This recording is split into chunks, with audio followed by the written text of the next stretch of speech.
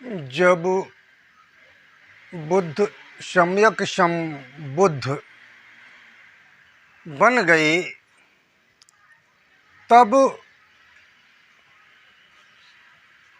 लोगों ने महाराजा शुद्धोधन को बताया कि आपका बेटा सम्यक संबुद्ध बन गया है। तो राजा शुद्धोधन को उनके दिल में अपार खुशी हुई कि हमारा बेटा सम्यक संबुद्ध बन गया है और लोगों का महान कल्याण कर रहा है। तब एक बार उन्होंने अपने पुत्र सिद्धार्थ गौतम को कपिलवस्तु बुलाया। तब कपिलवस्तु बुलाया।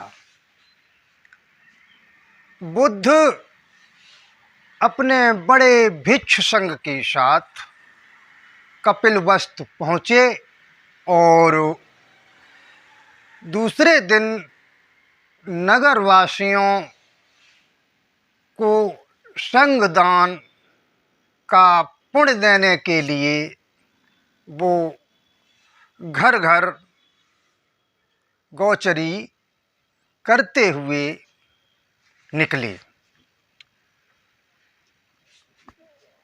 भिक्षाटन के लिए निकले जब, तो उन्होंने बुद्ध ने सोचा कि इस अपने कपिलवस्तु के लोगों का भी कल्याण और पुण्योदन के लिए कुछ काम करें। तो उन्होंने घर घर जा कर के भिक्षाटन किया। भिक्षाटन को गोचरी कहते हैं।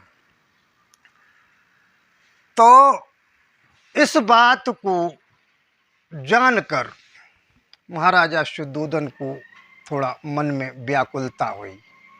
महाराजा शुद्धोधन को इस बात से व्याकुलता हुई कि हम राजा हो करके हमारा बेटा एक देखो घर घर गौचरी कर रहा है।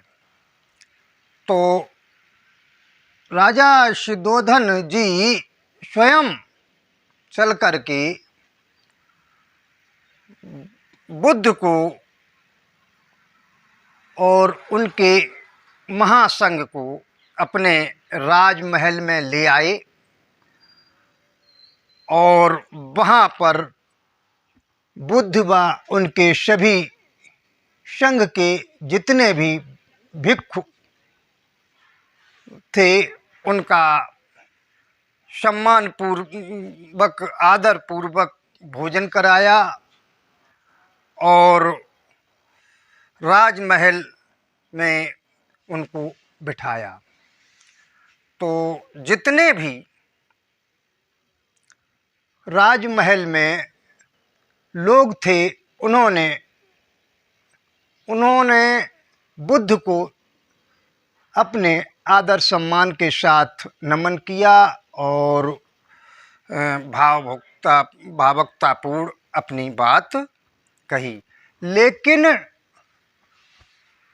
उस समय जो सिद्धार्थ गौतम की पत्नी थी यशोधरा, वो बुद्ध से मिलने नहीं आई और उन्होंने वहाँ कहा कि मैं उनसे मिलने नहीं जाऊंगी और यदि मुझ में गुण होंगे तो आर्यपुत्र स्वयं मेरे पास मुझसे मिलने आएंगे, तभी मैं उनसे अपनी वंदना करूंगी।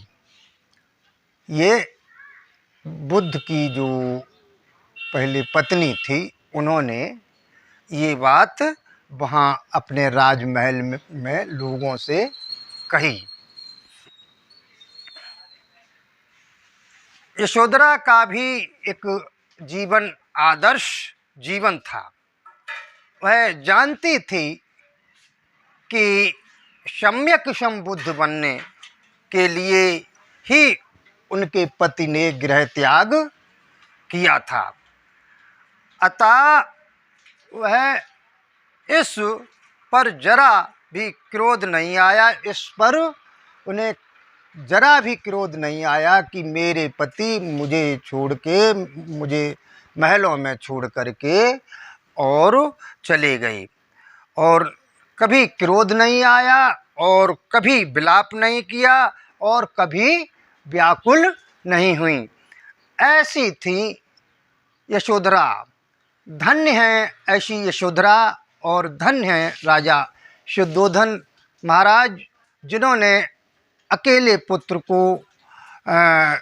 पुत्र के होते हुए भी कभी अपने मन में व्याकुलता और मलिनता नहीं लाई और आगे चल कर के उन्होंने अपना संपूर्ण जीवन भिक्ष संग में ही गमाया, महल में नहीं रहे। नमो बुद्धाय।